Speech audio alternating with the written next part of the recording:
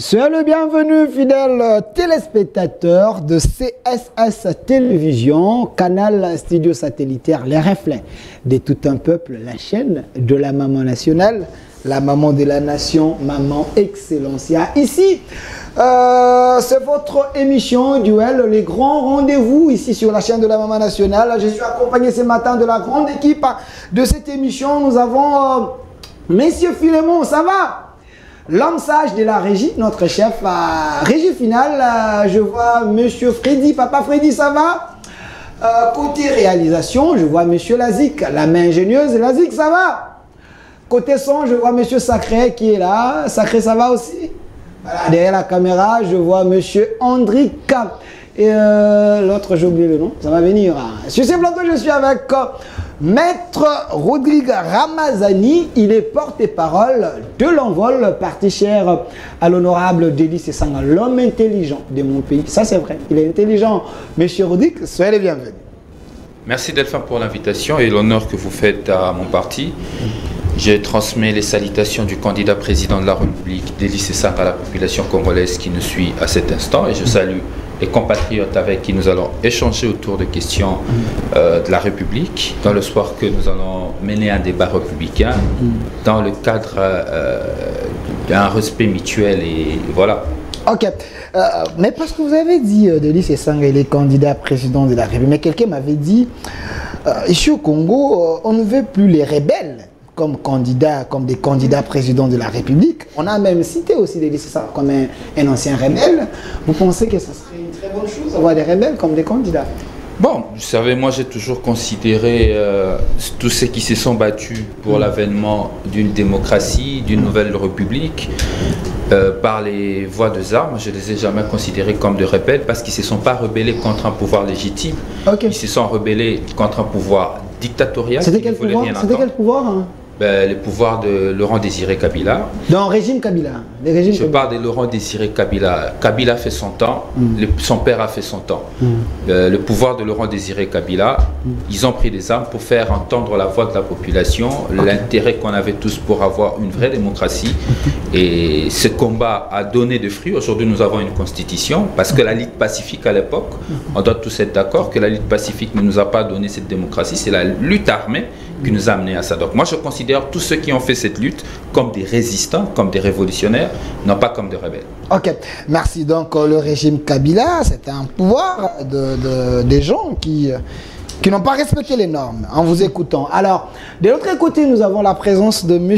Mike Gardi Diana, un analyste politique, journaliste intelligent de mon pays. Il aime bien la nation, hein. M. Mike, soyez le bienvenu.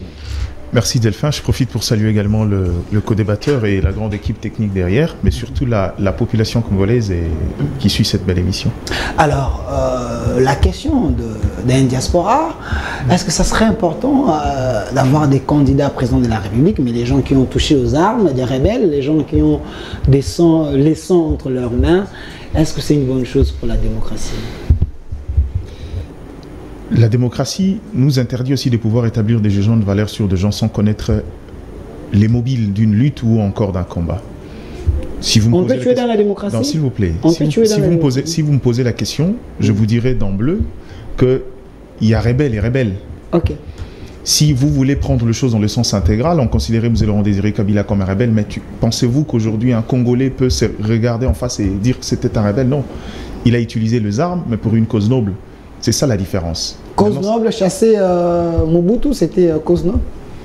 De la manière que nous tous on connaît là. Bon, si vous voulez remettre en question l'histoire... Je pose la question. J'ai compris votre question. Vous parlez de la cause noble. Si vous voulez remettre en question l'histoire, dans la démocratie, vous en avez le droit. Ne me faites pas dire ce que vous avez en tête. C'est ça le problème. Vous avez dit la cause noble. Donc, Kabila en chassant Mobutu, c'était une cause noble. Non mais pourquoi vous voulez que je redise ce que j'ai déjà dit? C'est moi qui l'ai dit, non? APJ. Ok. Donc, en gros, faites la part de choses. Donc, je crois que quand vous parlez de ceux qui ont touché les armes, essayez de définir un peu qui a touché les armes, pourquoi. C'est ça la grande différence. On peut toucher les armes pour une bonne raison. Effectivement. Merci. Alors, Maître Armand Lokeka, je précise que vous êtes coordonnateur d'un courant de pensée pour les saluts du peuple. Les saluts du peuple.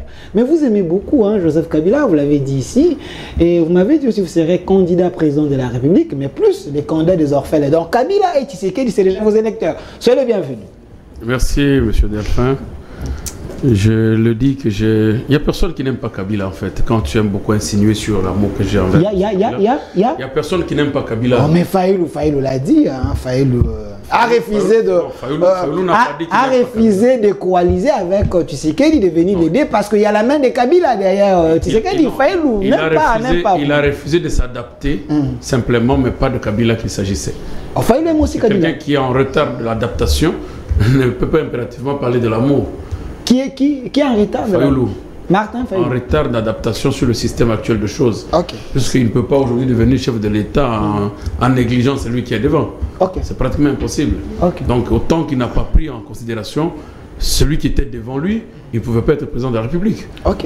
Voilà, donc il fallait faire un deal. Il fallait faire un deal parce que Fayoulou avait refusé même le rendez-vous. Il semble, il avait refusé l'appel. Il a refusé de s'adapter en fait. Non. Il a refusé de s'adapter. Fayoulou a dit il a refusé de trahir le peuple. Non. Puisque la trahison, il n'a pas le vrai sens de la trahison. Quelle est la relation entre sa position politique et l'amour? Il vient répondre. On peut être adversaire sans tomber dans l'inimitié. Ok. Donc, dans la haine. Je vais envoyer cette émission à Fayoulou. Ça n'a rien à faire avec l'amour. Fayoulou aime Kabila. Tshisekedi aime Kabila. Tout le monde aime Kabila. Donc, ça n'a rien à faire. Non, pas tout le monde. Ne parlez pas à la place des autres. Vous ne connaissez pas les cœurs des gens. Je n'ai pas encore eu quelqu'un qui a voulu me dire qu'il le hait. Mais il y a des gens qui ont détesté son système. Bon, il y a les gens qui n'apprécient pas Kabila, mais non, pas... son système, il y a de pas l'haïr, hein, peut-être, mais... Moi, je connais des gens qui ont déclaré que nous n'avons pas aimé le système implanté par Kabila. Mais l'individu Kabila, je n'ai pas encore vu une seule personne qui me dit que non, Naïnakaï. Ok. Bon, si tu connais ces gens-là, ok, ça va, ils sont contre les écritures bibliques. Alors, Maître Armand, on peut avoir en 2023 les candidats présidents de la République qui a touché aux armes, a tué les Congolais pour une bonne cause. Pourquoi vous voulez réduire la rébellion seulement aux armes? Nous avons des rebelles. Non, j'ai posé la question parce qu'il y a la question de Denis Sessanga ici. Le terme rébellion, comme révolte, ne veut pas dire simplement celui qui a touché les armes. Nous avons des gens qui s'opposent à l'autorité ici, qui sont des rebelles. Moi, je parle des armes. Ça, la question est précise. Pourquoi ont-ils touché des armes? Voilà. Contre celui qui a des armes. C'est-à-dire que la révolte doit être proportionnelle. Pour que nous puissions pas faire partir ce système ou ce pouvoir ou cette autorité, puisqu'il a des armes, nous ne faisons partie par des armes. C'est aussi une forme de rébellion. Il y a plusieurs formes de rébellion. Donc, Denis Sessanga pouvait faire la rébellion contre Kabila.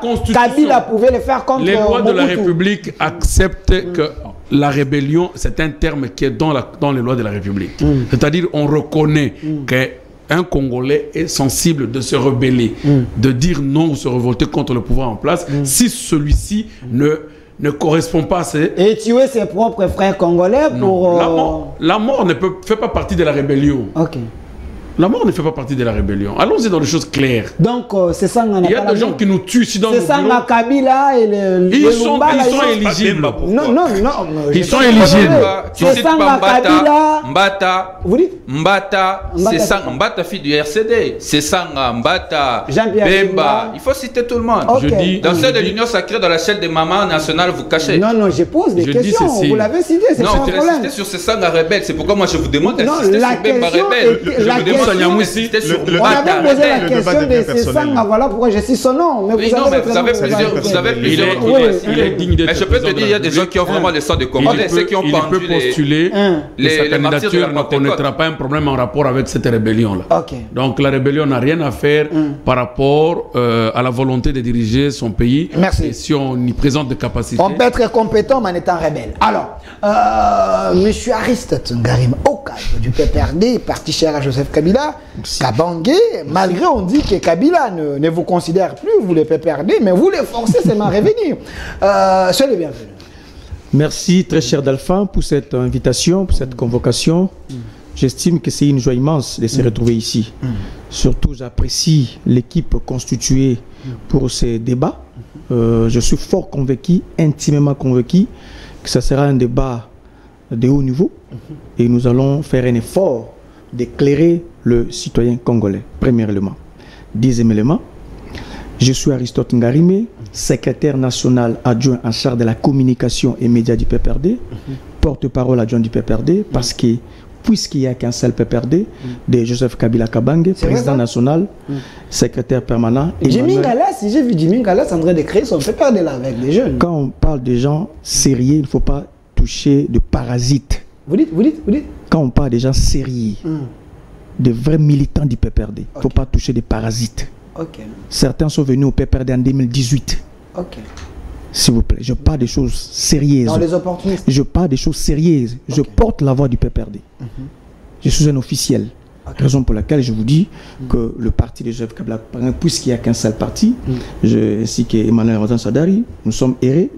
Vous nous avez laissé cet espace pour s'exprimer, bien que c'est une chaîne très connue, avec une ligne éditoriale connue également.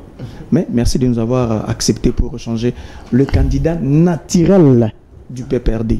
Le candidat naturel de Front commun pour le Congo, le camarade Joseph Kabila Kabange. Beaucoup sont en train de dire... Candidat naturel. Je répète encore,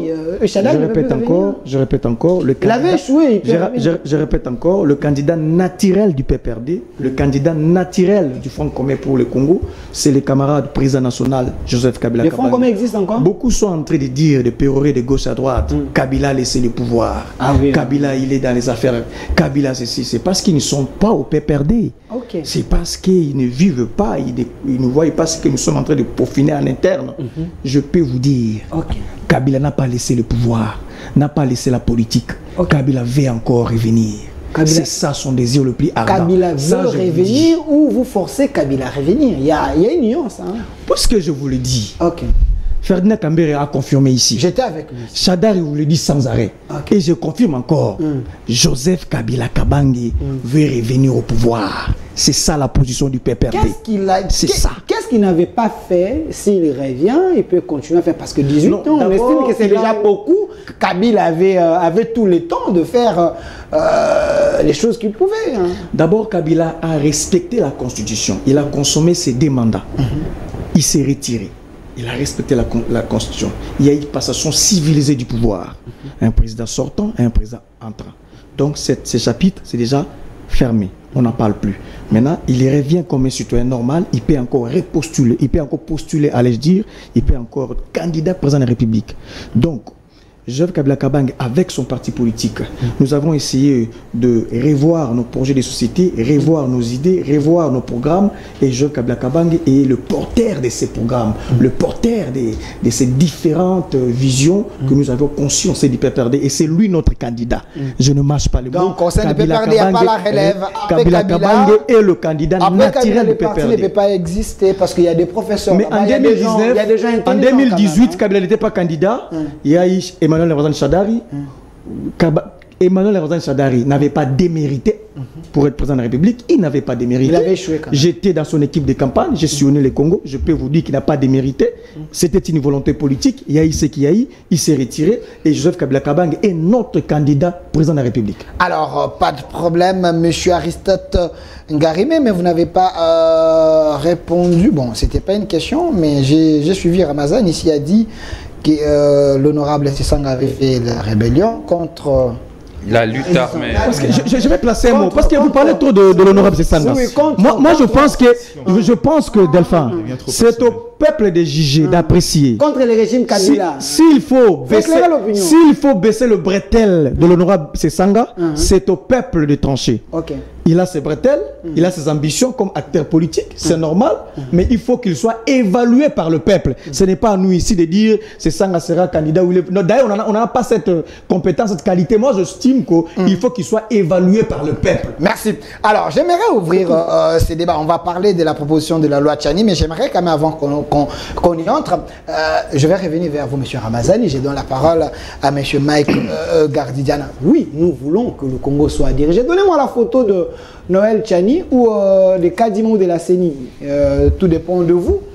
Nous voulons que le Congo soit dirigé par les vrais hommes, les hommes capables, les hommes qui comprennent les réalités de la RDC pour élever les défis de la République démocratique du Congo. Selon vous, comme un homme intelligent de mon pays, quels sont les vrais critères que le Congo peut mettre sur la table pour avoir un président de la République à la tête de la RDC? Merci pour la question. La lourde responsabilité que tu me confies de pouvoir établir une liste des critériums sur quoi on doit évaluer un chef de l'État, c'est beaucoup trop lourd pour moi. Pourquoi? Parce que j'estime que dans la notion de la dynamique de la gestion de la République, je vous ai toujours dit, et je ne cesse de le dire, je ne suis pas de ceux qui croient à la providence des hommes. Okay. Je pense toujours qu'il s'agit d'une dynamique et il faut savoir la mettre en place. C'est quoi une dynamique? Aujourd'hui, le Congo a besoin de quelqu'un qui est capable de voir au-delà du bout de son nez. Okay. J'ai l'habitude de le répéter ici, le Congo est aujourd'hui un État qui a accumulé des arriérés du passé de l'histoire et que finalement, aujourd'hui, le Congo est à l'image de sa population. C'est-à-dire la population la plus reculée, si on peut dire, dans l'échelle sociale. Le Congo est devenu un État qui vit que pour des raisons de consommation. Dire que le Congo vit, ça serait encore un luxe. Le Congo survit. Aujourd'hui, ces Congolais ont besoin de quelqu'un capable de voir un peu plus loin que le bout de son nez. Le Congo a besoin de quelqu'un capable de pouvoir maîtriser les différents agrégats, que ce soit économique, politique de la République, quelqu'un capable de donner une bonne impulsion et s'entourer des techniciens capables de porter ce projet-là. Okay. À mon sens, c'est ça. Mais la plus grande valeur qui aujourd'hui me conduit moi à dire que le Congo a atteint une misère intellectuelle, c'est la capacité d'avoir avoir un consortium de citoyens. Le Congo n'a plus de citoyens à ce jour. Le Congo n'a plus? Non. C'est fort ça? Si, je vous le dis. Quand même, le Congo n'a plus de citoyens à ce jour. Vous basez votre argument sur quoi? Le Congo n'a plus de citoyens? C'est comme si nous sommes un pays vide là. Vous pouvez me donner la valeur fondamentale d'un citoyen? À moi de poser des questions. On vous écoute. Le Congo a aujourd'hui une majorité des gens qui considèrent l'État comme une valeur marchande. Vous voulez que je vous donne l'exemple? Ok, on vous écoute. Aujourd'hui, l'inversion des valeurs a atteint un pic énorme. Ce qui mérite d'être utilisé pour l'intérêt général va vers les intérêts privés et ce qui est destiné au privé va vers le général. Vice-versa. Le Congo n'a pas un plus grand problème que la qualité d'homme. Okay. Et ces hommes-là qui doivent présider justement à sa destinée, ces hommes qui doivent définir des politiques cohérentes, et ces hommes-là doivent compter sur une dynamique, mettre en place une dynamique. Parce que quand vous parlez de question des élections ici, je vais vous dire une vérité. Parce que le problème n'est pas tant sur le candidat. Okay. Le problème sur la capacité de la population à déterminer les vrais besoins collectifs. Et le sens, le pour et le contre de chaque proposition faite par un candidat. Quand vous avez une population qui n'est pas capable de maintenir, de comprendre, de bien évaluer les enjeux, vous le demandez de choisir. Sur base de quel critérium va-t-elle choisir? Là, j'ai l'impression que vous êtes en train de cracher sur la population congolaise. Je vais revenir vers vous. Mais M. Ramazani, parce que nous voulons que les choses changent, les Congo n'a plus de citoyens. Ça, c'est ce que M. Mike a dit. Il a encore ajouté, la population n'est pas en mesure de détecter et comprendre la personne qui peut gérer la destinée de la République démocratique du Congo, la destinée. Votre réaction d'abord? Je crois que sur cette posture, vous pouvez comprendre une chose, c'est la sommation en fait de l'histoire du pays. Okay. Dans la plupart des cas, on a toujours cru aux hommes providentiels, on a crié à de mythes. Vous savez, à un moment donné, on nous disait qu'il y avait quelqu'un qui détiendrait un livre d'or quelque part, ou dès qu'il aura le pouvoir, il sortirait ses livres d'or et que le Congo allait se transformer, même à l'accession à l'indépendance. Lorsqu'on accède à l'indépendance, certains pensaient que l'indépendance venait dans le sac de Lumumba, dans le sac de Lumumba pratiquement. Mais au-delà de ça encore, et à la finalité, lorsque vous regardez tout ce qui se passe, on a cru aux mythes. Les mythes sont arrivés au pouvoir, rien n'a changé. On a cru aux leaders charismatiques, aux personnalités providentielles. Ils sont arrivés au pouvoir, rien n'a changé. Ce qui veut dire en réalité, Diana, il veut dire en réalité, l'offre politique est faible. Les Congolais, dans la plupart des cas, ont élu des individus, n'ont pas élu les idées. Or, je l'ai dit sur votre plateau, qu'en soi, le Congo dans sa conception est une idée. Nous n'étions pas un peuple censé destiné à vivre ensemble. Il y avait le royaume Luba, il y avait les Congo, il y avait l'Empire. On n'était pas destiné à vivre ensemble. C'est le roi Léopold, de par sa génie, au-delà de tout ce qu'on peut reprocher dans la manière dont la colonie a été conduite, c'est dans sa génie, dans son imaginaire, qu'il a conçu les Congo. Après, il y a eu toute cette affaire de 1885, la division et tout ça. Donc, c'est que Diane avait dit en réalité face à la population, notre peuple, pour les 3 cycles électoraux passés, on passait leur temps à voter les personnes. Je dis bien des personnes, des individus. Un candidat député qui se présente Moine et tout. L'autre qui se présente Nasoso Yamboka. L'autre qui se présente Soso Matembele Yassi.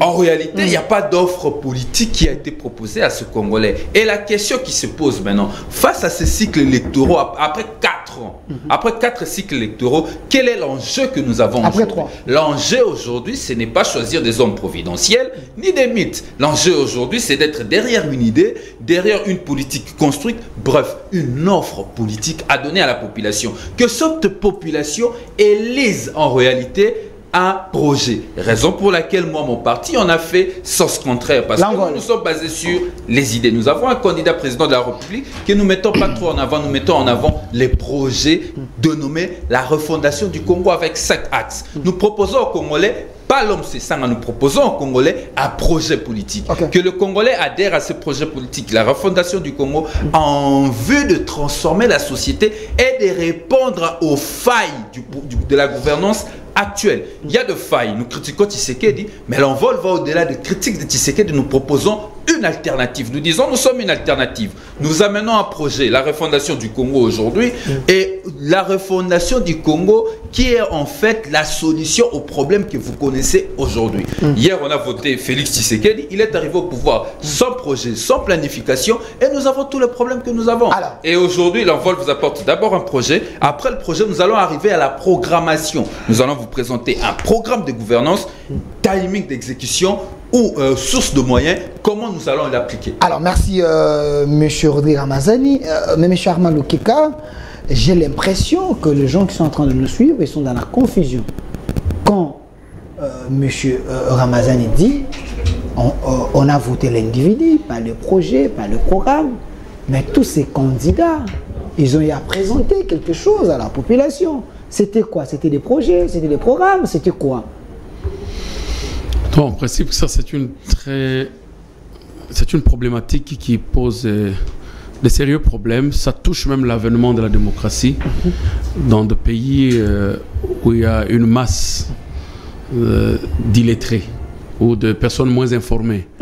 Et c'est pour cette raison que vous trouverez, nous disons que la démocratie de type occidental, c'est une démocratie complexe qui ne peut pas être appliquée chez les personnes non illuminées.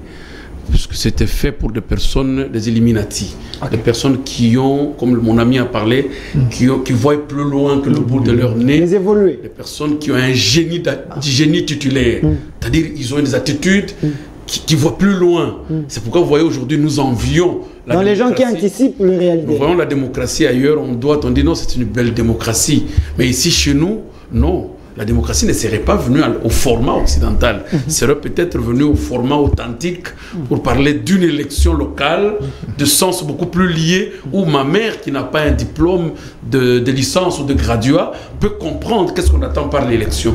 L'élection, à un moment donné, dans certains villages, on pose la question, comme nous avons vécu avec le référendum. Référendum en colonie.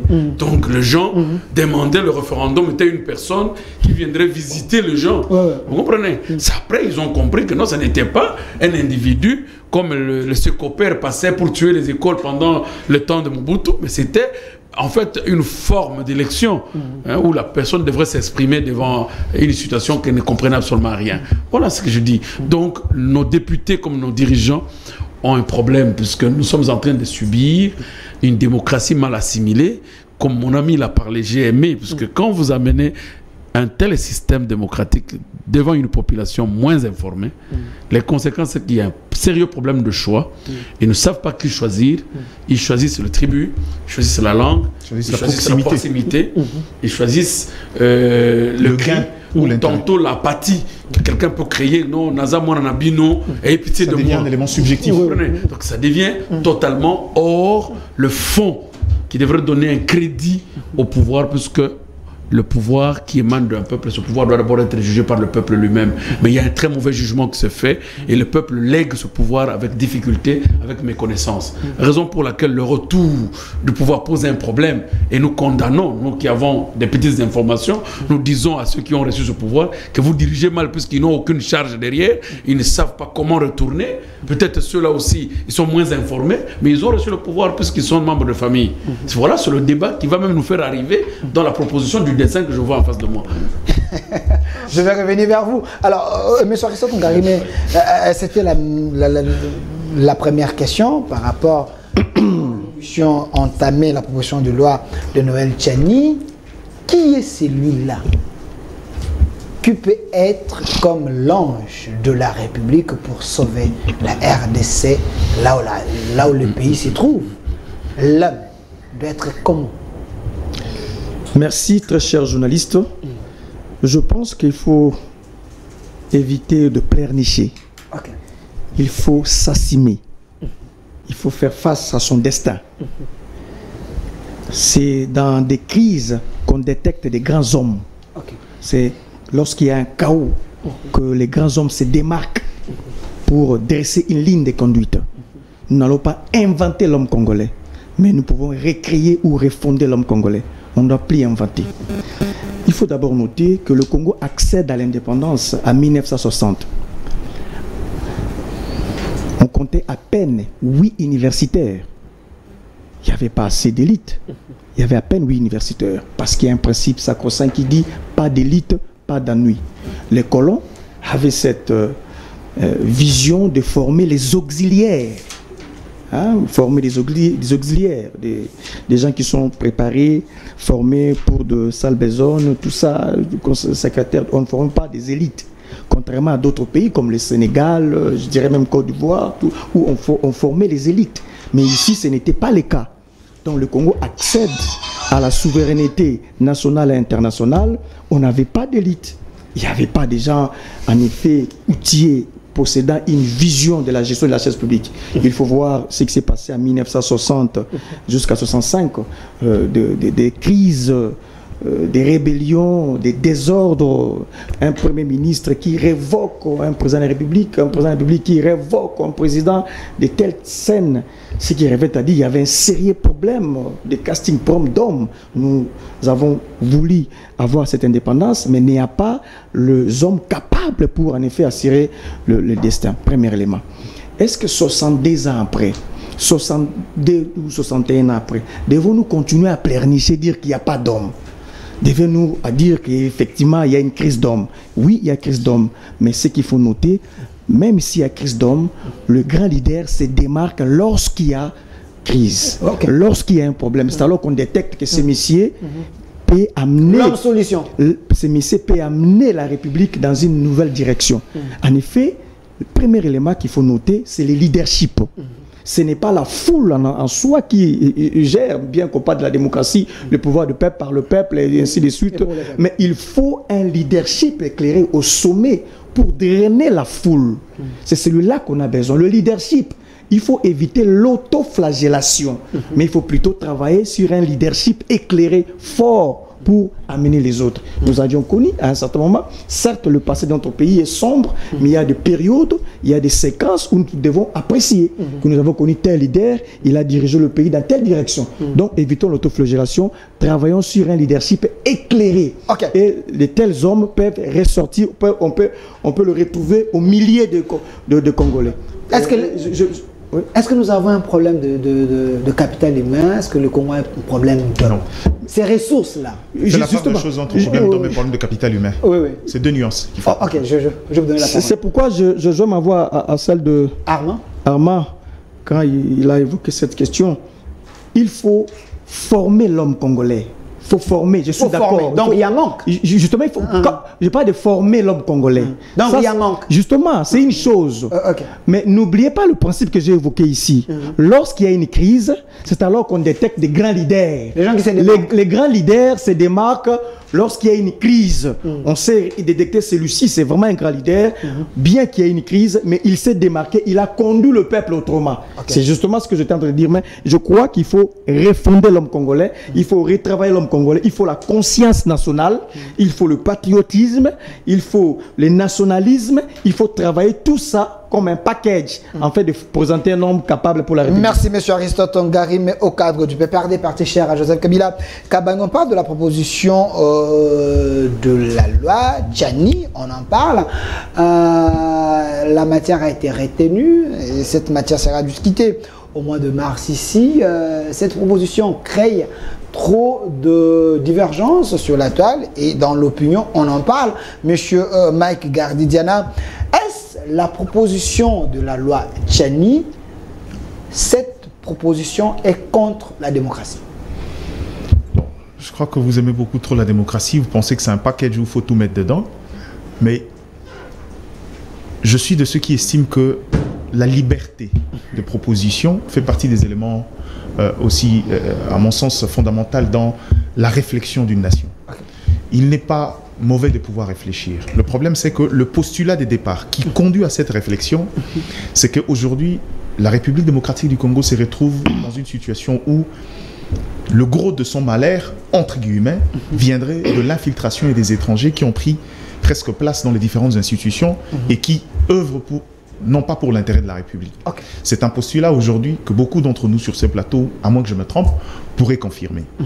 Mais le problème, c'est que cette manière de faire, c'est-à-dire qu'on veut résoudre un problème à la base. Il y a des éléments que j'évoquais au départ, que je vais encore évoquer, à la base sociologique et sociétale, qu'on veut résoudre par le juridisme. Je prends un exemple, je vais sur un exemple simple. Le problème, c'est qu'on estime qu'au niveau de la présidence, il faut être congolais des pères et des mères pour accéder. C'est une manière déverrouillée. C'est une manière déverrouillée, oui. C'est une manière d'avoir à la tête quelqu'un qui a de l'attachement direct et qui a une forme de, comment je dirais, d'amour inconditionnel pour la République. Mais est-ce que c'est un élément essentiel pour la dynamique de développement? Question mark. Le problème, c'est que si on va dans ces côtés-là, on verra que ça peut être une solution, mais une solution très faible. Et aussi, à quel niveau pouvons-nous déterminer le besoin de faire bien et de faire mieux si on veut rester sur l'approche de la notion des originaires? Est-ce qu'aujourd'hui, on a une garantie que quand c'est un Congolais, il fera très bien, et c'est quand quelqu'un qui est aussi Congolais, mais pas des pères et des mères, à moitié, celui-là fera mieux? Je crois que c'est un débat, j'aime pas entrer dans les débats juridiques.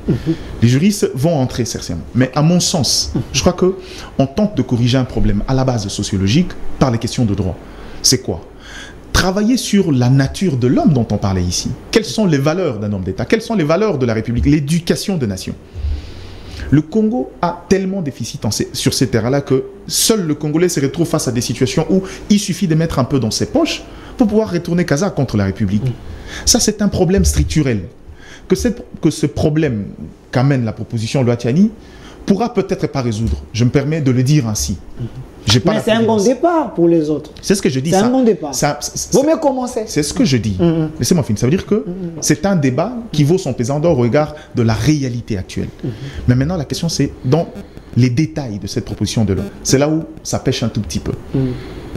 Est-ce que dans les détails, avec nous? Non, dans les détails de cette proposition, est-ce que on a pris les choses de manière radicale? Par exemple? Je donne un exemple. Quelqu'un qui est né d'un père congolais à 100%, mais d'une mère congolais à 50%. Qui naît et grandit ici, qui s'est attaché à la République, qui a donné tout, qui travaille, qui a même de la passion pour la République, au-delà de ceux qui ont les 4 parents originaires de la RDC. Au nom de quel principe on lui interdirait d'ambitionner pour pouvoir gérer la République? Je crois que cette loi-là pourra passer, mais il faudra tenir compte des subtilités. Il faut entrer dans les détails pour pouvoir apporter une réponse cohérente. Peut-être on peut outiller la loi, mais en laissant cette loi passer. Je suis encore dans le postulat, parce que j'estime que ce n'est pas à moi de faire des conclusions. Mais aussi, en fin de compte, je crois que dans la réflexion de cette proposition de loi, là où ça blesse, c'est généralement, j'ai envie de dire, le contexte et l'opportunité. Quand on vient à l'approche des élections, proposer une loi qui cadre avec un débat social qui a déjà eu lieu avant, c'est-à-dire où les gens estimaient que tel candidat n'était pas originaire et autres, il est plus facile que les gens tirent ces débats-là vers des questions, des approches d'ordre personnel et subjectif. Merci, je vais revenir vers vous. Là n'est pas vraiment le gros problème. Merci, je vois une autorité qui dit à vos invités de se dépasser. Alors, monsieur...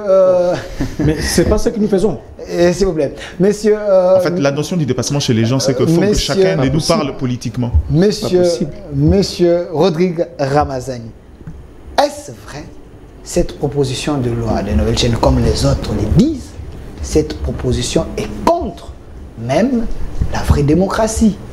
Noël Tchani, c'est un dictateur avec cette loi, si réellement la loi passait. Delphin, cher Congolais, cette loi, en réalité, c'est quoi? C'est un débat. Un débat où on vous dit qu'il y a des Congolais qui sont de pur sang. Et des Congolais qui sont impurs. Ils seraient impurs parce que ce sont des Congolais qui ont un parent qui est étranger. C'est ça le vrai débat. Mais parce qu'ils sont impurs, il y a des fonctions où ces Congolais ne peuvent pas y accéder. Le Congolais de pur sang, même s'ils ont détourné l'argent de 100 jours, ils ont détourné l'argent de Chilangelou, ils ont détourné l'argent de paiement de nos compatriotes qui ont travaillé à l'époque de Covid-19.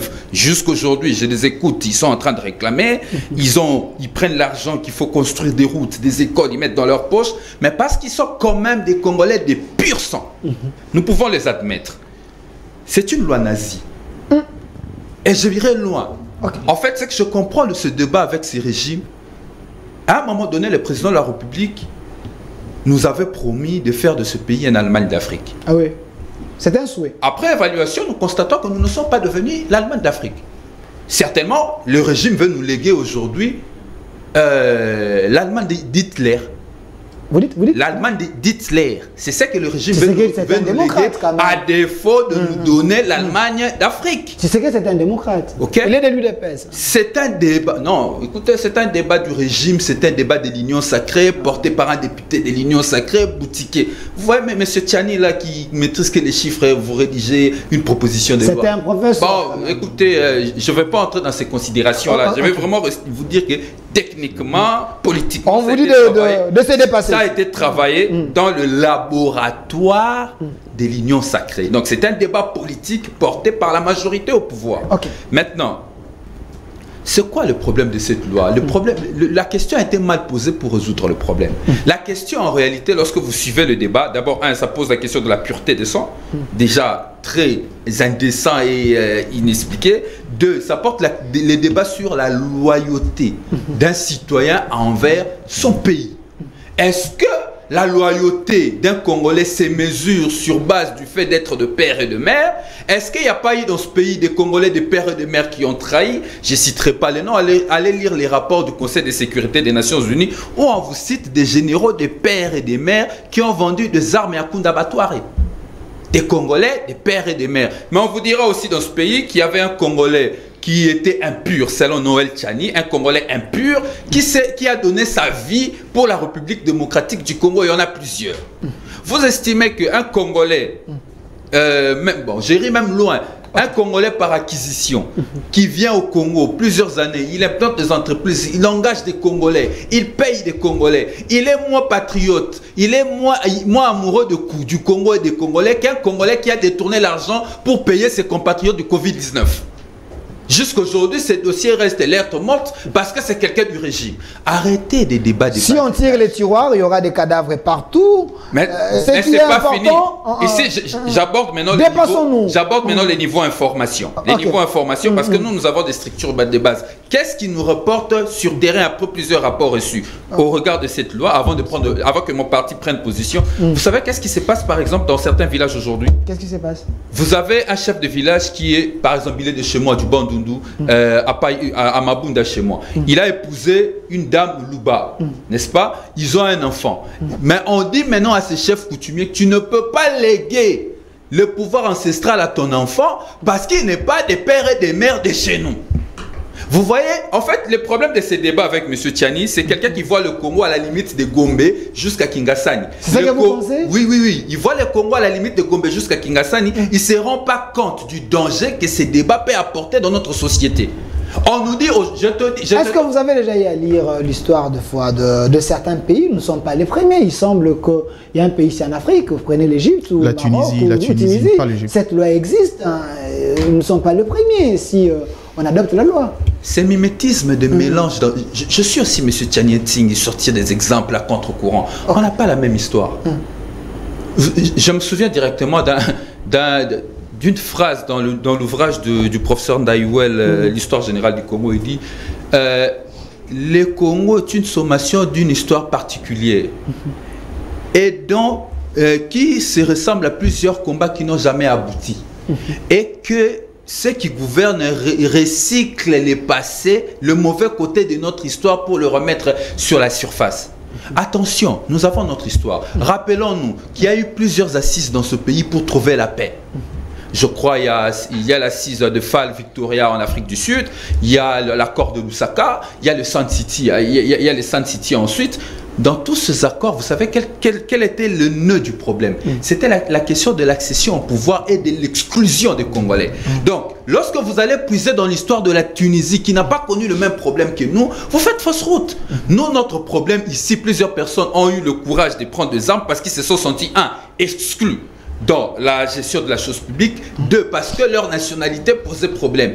Et aujourd'hui, au nom d'une irresponsabilité inexpliquée, les amis du régime, les amis du pouvoir veulent nous ramener un débat dangereux qui va effriter la cohésion nationale, qui va fragiliser l'unité nationale déjà fragilisée et faciliter la balkanisation. Parce qu'aujourd'hui, le pouvoir de Tshisekedi a amené ce pays dans l'antichambre de la balkanisation.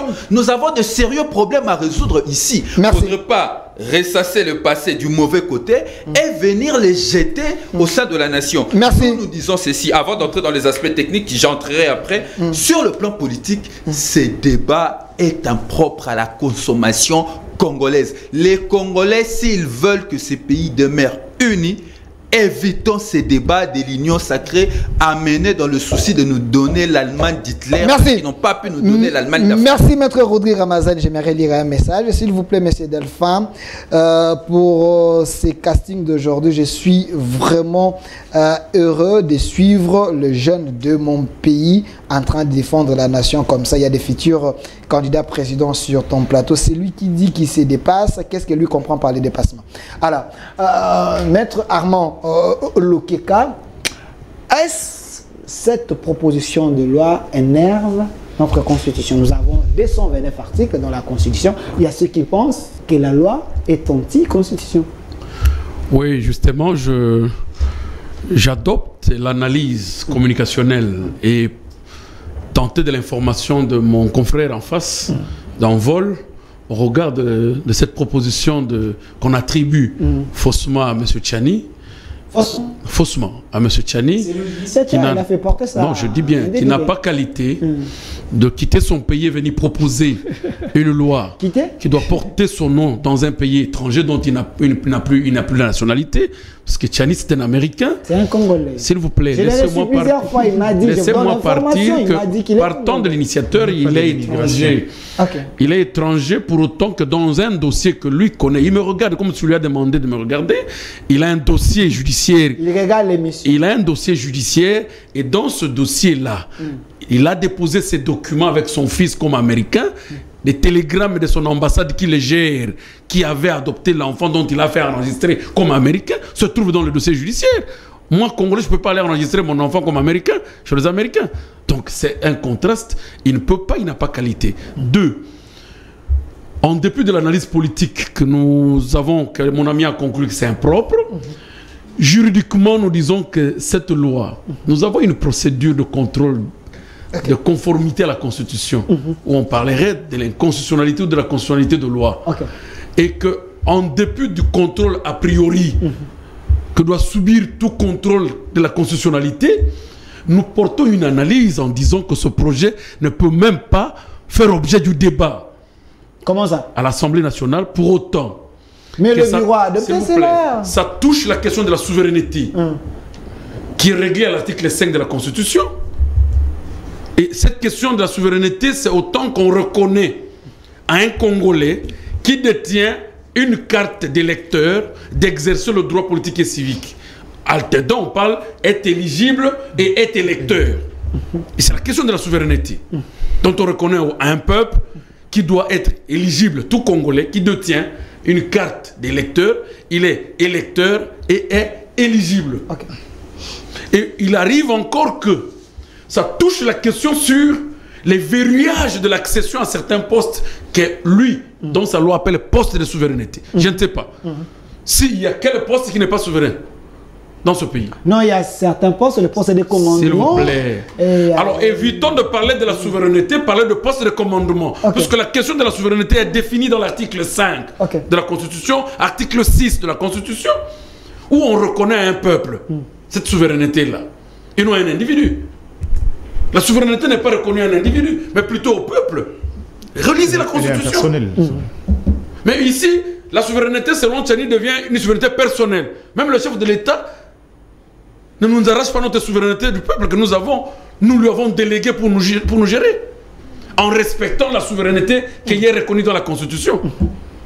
Deux, ça touche la question de la nationalité, qu'il a appelé comme un verrou sur certains postes. Il y a ceux qui pensent que ça renforce, cette loi même renforce la nationalité. Vous m'avez posé la question, je suis en train de développer. Pour vous montrer que c'est une loi qui est un projet d'abord qui viole la Constitution et qui viole plusieurs lois organiques. Il ne faut pas toucher la question de la nationalité qui a été définie dans l'article 10 de la Constitution. Nous avions avec vous, dans ce plateau, donné un conseil au début de l'entrée du pouvoir du président Kabila. Peut-être pas ici, peut-être dans une chaîne de télévision. Moi, Maître Armand Lokeka, président de la République, je ne pouvais pas diriger la République avec une telle constitution. Même durant toute une année. Avec plusieurs faiblesses et d'ouverture incontrôlées qu'il y a eu dans cette constitution, puisque le préambule vous dit... Il ne faut pas dire ça, la constitution de Kabila. La constitution de Kabila a bien dit dans le préambule. Sa constitution, il ne faut pas dire ça. Ce n'est pas pour Kabila, mais lisez le préambule et l'exposé des motifs. Ça nous sortait d'une situation. Et que cette situation n'existe plus, il revêt au peuple, il n'est pas exclu, que l'on revienne dans la situation normale. Puisque quand on est sur un vol, on vous dit, serrez vos ceintures, on traverse une zone de turbulence. Et quand la zone de turbulence se prend, on peut vous donner à manger. Le président Kabila est supposé venir pendant le moment où il n'y a plus de turbulence. Qu'est-ce qu'il a entendu pour réviser la Constitution? Dans la première des choses, il devait réviser la Constitution. Réviser la Constitution. Parce que la Constitution de Kabila, c'était une Constitution dangereuse. Ce n'est pas la Constitution de Kabila. Kabila l'a dit, c'est sa Constitution. J'ai la vidéo. Non, je dis ceci. Il l'a dit puisqu'il est le garant. Il était le surveillant de ces documents. Mais la Constitution est l'émanation d'un référendum. Vous comprenez? C'est-à-dire la Constitution appartient au peuple. Deux, M. Tchani, à qui on attribue la loi, vous dira que non, la nationalité congolaise doit être verrouillée. Il doit être de père et de mère au moment où, dans notre République, personne n'a le nom du père et de mère de l'autre. C'est chacun qui déclare, même devant l'état civil, même devant l'officier du ministère public. On vous demande le nom de votre père. Vous déclinez votre père, votre mère, lieu d'origine. Je peux dire que je suis de Bolungu. Qui viendra me contester? C'est acté dans le procès verbal. Troisièmement, la preuve de la nationalité congolaise d'origine, selon l'article 42 de la loi 04, est établie par un certificat de nationalité. Que vous soyez originaire de père et de mère, on ne vous fait pas foi. Vous devez brandir un certificat de nationalité signé par le ministre des tutelles ayant la nationalité à sa charge, où il n'y a aucune procédure préalable, à part prendre le casier judiciaire dont on ne vérifie même pas dans les registres si la personne a été condamnée. C'est-à-dire l'État, en cette situation, était dans la rue. Ça a accusé plusieurs faiblesses qui devront automatiquement être révisées.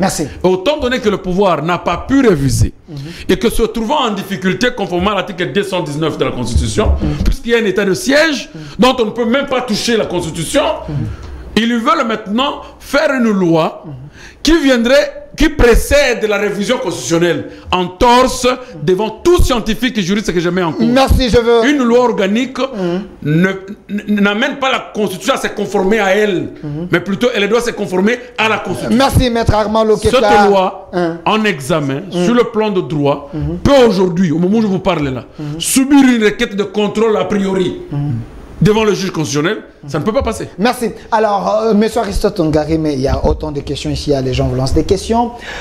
D'abord, je suis à vous. Le Parlement a accepté que cette proposition soit alignée pour que les gens en débattent.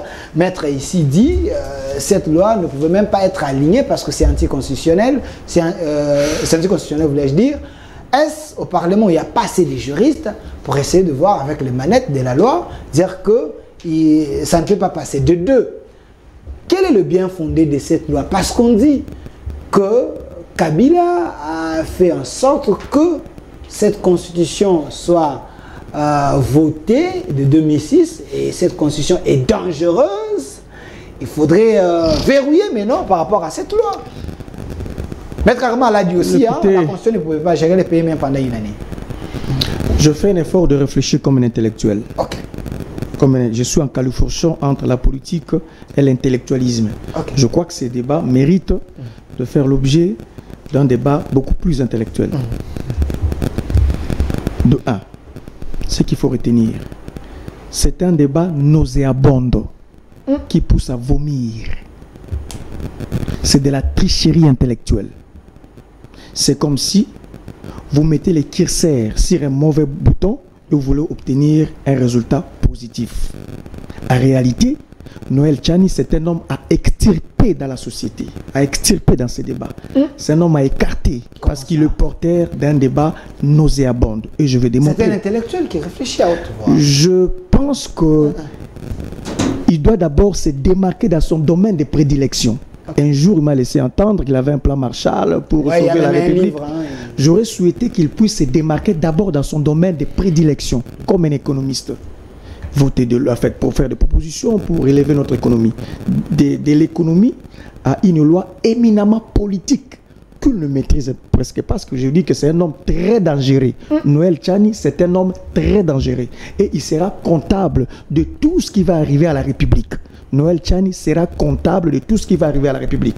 Je ne souhaiterais pas évoquer ici l'ivoirité et d'autres cas que nous avons connus au niveau de notre continent. C'est un monsieur très dangereux. C'est un monsieur qui n'est pas structuré intellectuellement. Il peut être intellectuel, mais il n'est pas structuré. Donc c'est un monsieur très dangereux. On dit plutôt que cette loi va arrêter l'hémorragie que vous les perdre. Vous allez laisser à la République. C'est ce que les gens disent. Deuxième point. Savez-vous que ceux qui détournent le denier public sont des Congolais de père et de mère? Quelqu'un qu'on a donné, pendant le cas de 42 millions de rames, ceux qui ont bouffé l'argent des rames des Congolais, ce sont des Congolais de père et de mère. Vous en savez quelque chose? Est-ce que les gens ont bouffé l'argent? Vous en savez quelque chose? Parce qu'au Parlement, Parlement, on n'a pas retracé une ligne où on avait affecté ces fonds. C'était des Congolais de père et de mère. Ils ont volé 42 millions. Congolais de père et de mère. Mon estimé ici a parlé de Tchilégelou et tant d'autres projets détournés des Congolais de père et de mère. Savez-vous que ceux qui détruisent la République sont beaucoup plus des Congolais de père et de mère que des expatriés? Savez-vous que ceux qui ont construit le Congo, ce sont des Belges? Le Congo tel que pensé construit à ce jour, des routes que vous voyez là, des Belges qui n'étaient pas de père et de mère. Ils avaient eu l'idée de construire la RDC. Donc ce monsieur, il est très dangereux. C'est un monsieur qu'on doit très vite retirer dans les débats et le mettre hors d'état de nuire. Parce que tout ce qui va arriver à la République, il sera comptable. C'est par ce chemin que nous allons dire qu'il y a eu les désordres, les rébellions, et ainsi de suite. Les différentes rébellions que nous avons connues dans ce pays, qui ont endeuillé les Congolais. Mais c'était des Congolais de père et de mère aussi. Donc, on ne peut même pas parler de ces débats-là, c'est un faux débat. Vous devez plutôt encourager Noël Tchani selon plusieurs sources, vous le perdez. Parce que vous avez nommé des gens qui ne sont pas des Congolais à la tête de plusieurs... C'est pourquoi je vais aller beaucoup plus comme un intellectuel. Je recommande un livre à Noël Tchani, je sais que c'est un intellectuel, il a déjà lu ce livre, de Van Reybrouck. C'est un journaliste d'investigation belge. Il a écrit un livre sur les Congo. Très bon livre, connu d'ailleurs, je possède. Et dans ce livre-là, Van Reybrouck, le journaliste d'investigation belge, il était en train d'analyser les origines de chaque président de la République. Il est allé plus loin pour dire que même Lumumba n'était pas congolais au vrai sens du terme. Van Reybrouck, livre... Kassabou plutôt. Kassabou, merci. Des origines chinoises. Chinoises, voilà. Voilà. Chinoises. Je cite ici le livre Les Congo, Van Reybrouck. Vous allez, il va le comprendre. Vous allez encore plus loin si vous prenez par exemple Mobutu. Qui n'a pas entendu que Mobutu était centrafricain? On disait ici, Mobutu était centrafricain, bandit, tout ça, sa maman ou son père serait venu de l'autre côté, tout comme ça. On attribuait cette nationalité centrafricaine à Mobutu.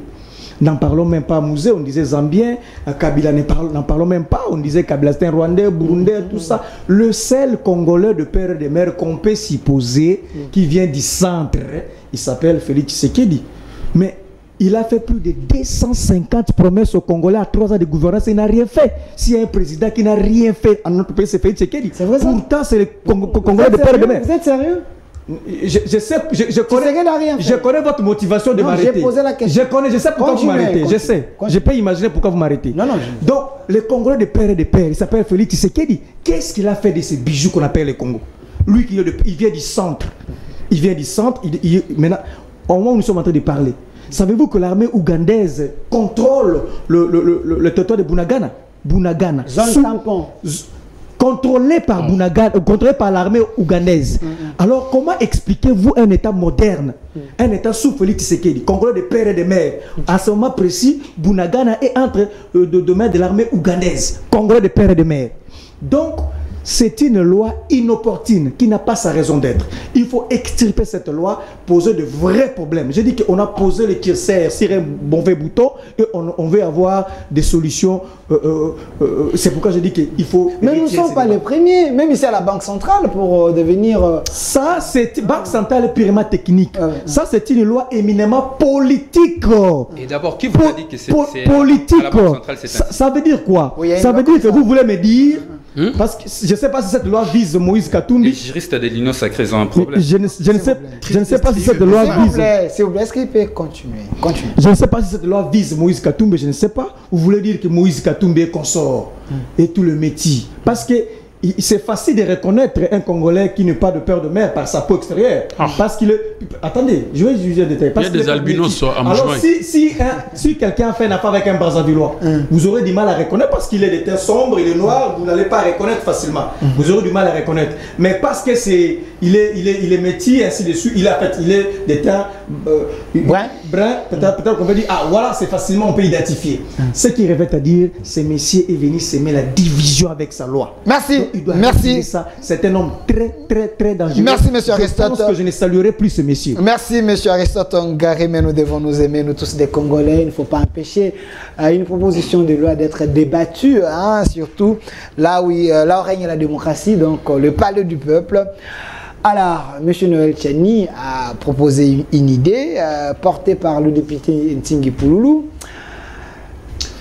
Il y a ceux qui pensent, s'il vous plaît, il y a ceux qui pensent que c'est une belle proposition et également ceux qui pensent que cette proposition est anticonstitutionnelle. Le débat est lancé. Je vais revenir vers vous. Notez, vous allez répliquer. Alors, parlons de l'insécurité à l'est de la République, mais si elle est arriérée, vous pouvez les payer.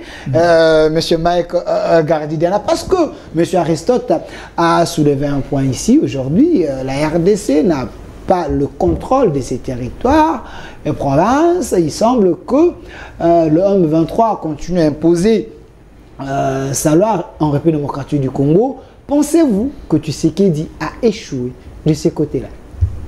Merci pour la question. Permettez-moi de faire une petite digression sur le premier sujet. Pas de problème. Je crois que dès lors qu'on commencera à mettre des lunettes d'ordre clanique, je ne parle pas politique parce que le sujet est politique. Okay.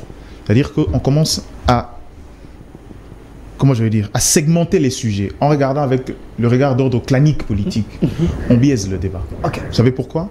Ça veut dire, non, ben écoutez, Tshisekedi est du centre, oui, mais qu'est-ce qu'il a fait? Il a tué le pays. Si on aurait eu un communicateur de l'Union Puis sacrée... des 250 promesses, S'il vous plaît, on aurait eu un communicateur de l'Union sacrée, il vous dira, les Congolais aussi des pères et des mères ont parlé du contrat chinois. Et de là, on perd le débat. Vous voulez dire quoi là? Non, s'il vous plaît. Il faut pas... S'il vous plaît, soyons calmes. Ne m'emmène pas sur Il ne cette faut pas terre-là. résister les démons. Je ne boxe pas dans cette catégorie, ne m'emmène pas là-bas. Ok, pas de problème. Ce que je veux dire ici, c'est quoi? Ne prenons pas un problème intégral pour en faire un problème d'un régime politique. Je vous donne un exemple. Ok. J'estime, à mon sens, que si le régime Tshisekedi veut coincer Moïse Katumbi sur la question des élections, il y a plusieurs dossiers sur la table, notamment sur les questions d'ordre judiciaire. C'est vrai ça? Si. Ok. Je crois ici qu'il s'agit d'une proposition de Noël Tiani. Qui... Est-ce qu'il a été un ancien candidat? Parce que moi, je sais qu'on a volé ses dossiers, il n'avait pas déposé. Je ne sais pas comment il est devenu ancien candidat malheureux. Ça, c'est une question. Je n'ai pas de précision à ce niveau-là. Mais le vrai débat, c'est que quand vous regardez la cartographie, analysez les éléments empiriques, vous verrez que le Congo, dans cette mosaïque de plus de 450 regroupements, peu peuvent se réclamer naturellement d'origine congolaise. Il y a beaucoup regardé. J'aime l'analyse faite par Nemo Anansemi. Regardez ceux qui sont riverains de Centrafrique. Vous retrouverez, moi je connais même d'ailleurs, quelqu'un dont le frère est congolais, mais le grand frère est centrafricain.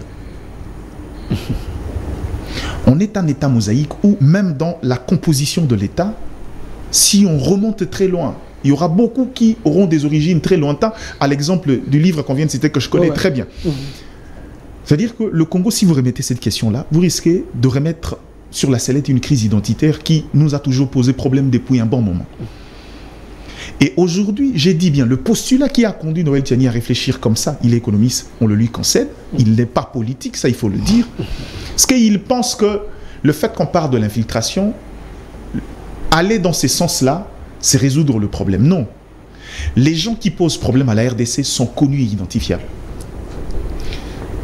Je ne vais pas être stigmatisant, mais dans ces pays ici, il y a une communauté à qui, généreusement, les Congolais ont ouvert la porte, qui ont accepté de devenir des Congolais, mais dont la notion du vouloir vivre ensemble pose encore problème. Vous faites allusion à Banyamulenge? J'aime pas être ségrégationniste. Non, moi j'en parle. Si, parlez-en, ça vous engage. Okay. Donc en gros ici, on ne peut pas vouloir résoudre un problème particulier en partant sur le général. Parce que si on est resté sur cette dynamique, la grande classe d'élite de l'époque, beaucoup, ou sinon en grande majorité certains, par acquisition, d'autres par, comment dire, comment on appelle ça, la notion m'échappe, par association, par affiliation, avaient des nationalités étrangères. On a des enfants nés des unions belges congolaises, on a des enfants nés de l'union congolaise française. Le Congo est une mosaïque dans le vrai sens du mot. Remettre à cette question, c'est pourquoi je vous ai dit il faut aller dans les particularités. Aller dans le sens général, ça a embrasé la République. C'est à ce niveau-là que moi j'estime que ces débats-là, le postulat est peut-être bon, mais la manière de faire ne l'est pas. Alors, avançons. Et ici, ce n'est pas un problème politique, c'est un problème plus structurel. Alors, un problème plus empirique que le problème... Merci. Et merci, M. Mec. Sur la question de la sécurité. Tshisekedi a échoué ou pas? Il avait encore je vais juste apporter un élément. Là, je vais faire mon rôle. Je vais juste apporter une question d'information. Ok. Maintenant, à ces niveaux-là, on va essayer de déterminer les erreurs de Tshisekedi, si vous le voulez. La présence de la troupe ougandaise. Donnez-moi l'image de l'armée. La présence de la troupe ougandaise à Bunagana répond justement à la feuille et aux conclusions des différentes assises tenues à Nairobi avec les pairs de la sous-région. Cette force régionale qui arrive est une force aussi transitoire. Les zones occupées par le M23 seront provisoirement laissées entre les mains de la force ou le contingent de l'EAC, notamment le contingent ougandais, avant la reprise par le FARDC selon un délai. Selon un délai, mais j'ai suivi Ngoma qui dit si eux voient notre armée là-bas, ils vont répliquer. Je répète, l'idée c'était, puisqu'ils sont dans la dynamique de cessez-le-feu, parce que toutes les zones occupées par le M23 qui ont été appelées à se retirer, dès qu'ils se retirent, la zone sera provisoirement occupée par la force de l'EAC avant que le FARDC ne reprenne le contrôle. Quand Ngoma le dit, c'est parce que l'agenda du M23, parce que en acceptant de quitter le Bunagana, c'est dans l'idée de pouvoir pousser la RDC vers une table de négociation. Parce que Kinshasa ne veut pas encore entendre. À ces niveaux-là, j'ai beaucoup de choses à dire. À ces niveaux-là... Au moment que Kinshasa refuse toujours à aller sur la table de négociation, pensez-vous que le M23 peut avoir encore la possibilité de chasser l'armée régionale pour récupérer Bunagana? C'est possible? Malheureusement, je ne suis pas devin. Je ne sais pas y aller dans ce sens-là. Seulement, le problème, c'est qu'à ces stades ici, moi, j'ai un problème dans les différentes conciliabules établies à ces niveaux-là. Je suis de ceux qui estiment que la posture de Kinshasa est compréhensible.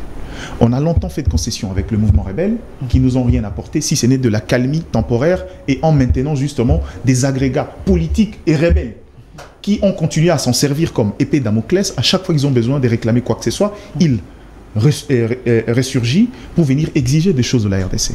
Mais le problème, c'est qu'il ne suffit pas de refuser de négocier. Maintenant, il faut changer de fusil d'épaule, il faut trouver un autre moyen de contrainte. La seule option qui est sur la table, c'est l'option militaire. On ne peut pas à la fois refuser de négocier, mais accepter les émanations des échanges qu'on a eu par voie interposée. Parce que j'ai l'habitude de dire aux gens qui croient naïvement peut-être à l'interventionnisme de la force de l'AESC, c'est que c'est une force qui vient juste en arbitre. Parce que la RDC, autant que le M23 par ses parrains, le Rwanda, sont considérés comme étant des protagonistes. Cette force-là ne pourra pas prendre parti pour l'un ou l'autre. En gros, ici, le problème, c'est qu'est-ce qu'on fait pour s'assumer. Les options levées ou les options proposées par l'autre protagoniste, Kinshasa ne veut plus entendre parler. Quels sont les leviers qu'on veut utiliser? Est-ce l'approche de Kinshasa par rapport à la gestion de cette guerre est la meilleure? L'approche de Kinshasa, j'ai toujours dit ça. Sur le plan militaire, il n'y a pas de résultat escompté.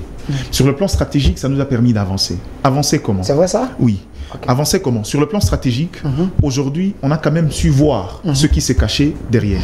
Même si les différents rapports des Nations Unies nous ont toujours enseigné que le Rwanda était pour quelque chose, cette fois avec des éléments tangibles. La stratégie nous a permis de quitter cette guerre par procuration autrefois, cette fois par une guerre d'agression, par un État bien connu et identifié. Merci. Mais maintenant, sur l'approche, je suis juste par là.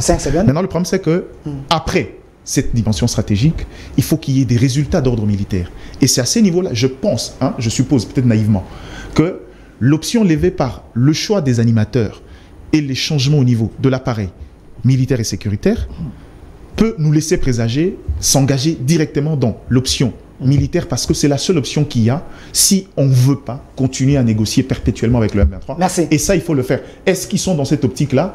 Peut-être qu'on le saura dans les jours à venir. Merci. Mais je crois qu'à ce stade ici, Kinshasa joue encore la gestion. Merci. Monsieur Delphin, je suis très content de ces plateaux, des hommes intelligents. C'est un débat technique. Vraiment, je suis ému. Alors, monsieur Rodrigue Ramazani, il y a les avancées. Selon monsieur Mike Gardidiana, l'approche est-elle quand même acceptable, vu qu'il y a les avancées? J'aimerais quand même dire quelque chose sur la loi Tchani pour chuter. Pour conclure, parce que j'avais dit que j'allais revenir sur les aspects techniques. Okay. À un moment donné, je suis souvent aussi les juristes de l'Union Sacrée évoquer cette histoire de la Banque Centrale, nous allons en parler. Techniquement, il semble que là-bas, il y a des postes verrouillés, il faut être congolais des pères et des mères, c'est fou. C'est une fausseté. Ce sont des gens qui n'ont jamais lu la loi du 13 décembre 2018 portant organisation et fonctionnement de la Banque centrale. Okay. J'ai dit bien, ils l'ont jamais lu parce qu'un Congolais qui a lu cette loi ne peut pas sortir des inepties de cette manière.